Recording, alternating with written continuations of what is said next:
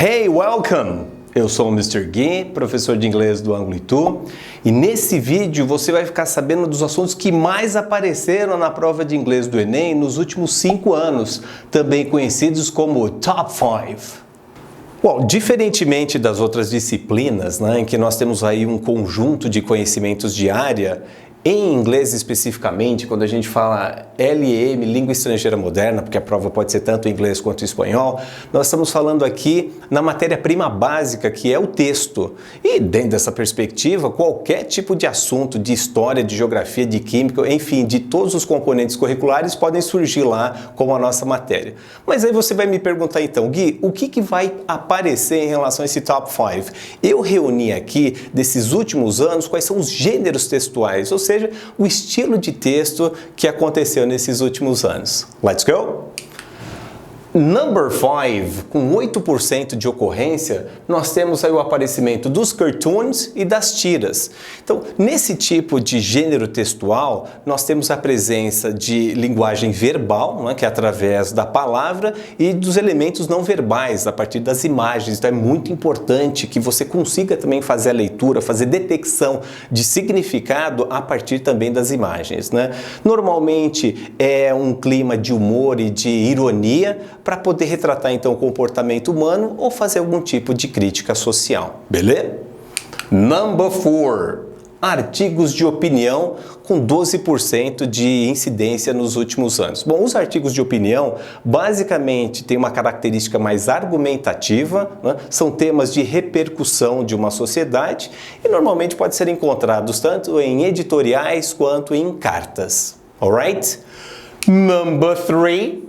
Nós temos aí com 16% de ocorrência os textos publicitários. Quando se fala em textos publicitários, nós temos tanto campanhas, convidando o leitor a participar, a se engajar, quanto a compra de produtos, tratando o leitor como um consumidor. A linguagem característica desse tipo de gênero apresenta a função conativa, que é a função de tentar convencer o leitor para que ele se aproprie desses produtos, beleza? Vamos para o número 2? Number 2. Nós temos aí 3 aspectos que estão reunidos no mesmo gênero, São os poemas, nós temos aí as letras de música e os trechos de obras, totalizando 24%. Então, em relação a esse gênero textual, nós temos aí o aparecimento da linguagem conotativa, que é uma linguagem mais figurada, de temática mais subjetiva, o que vai exigir de você também essa capacidade de fazer associações aí com os termos. And finally, everybody, number 1. Os textos jornalísticos e científicos, totalizando 40% das ocorrências de vestibulares. Bom, esses textos jornalísticos eles têm um caráter mais informativo, eles se referem à leitura de fatos atuais, e os de divulgação científica apresentam aí resultados de pesquisas. Curioso entender que normalmente são pesquisas das áreas médicas e das áreas de tecnologia. Então é muito importante que você realize leituras aí com esse tipo de tipologia de texto. Então, nosso campeão com 40%.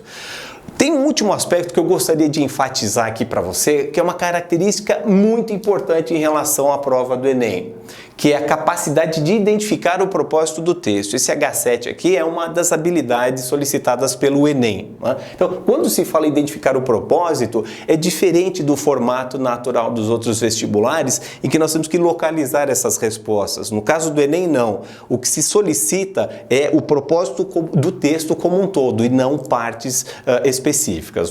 E um outro aspecto, para a gente poder finalizar, everyone, é a questão de associar vocábulos e expressões. Então, além do trabalho de compreensão de texto, existem alguns termos, existem algumas expressões que não devem ser decoradas.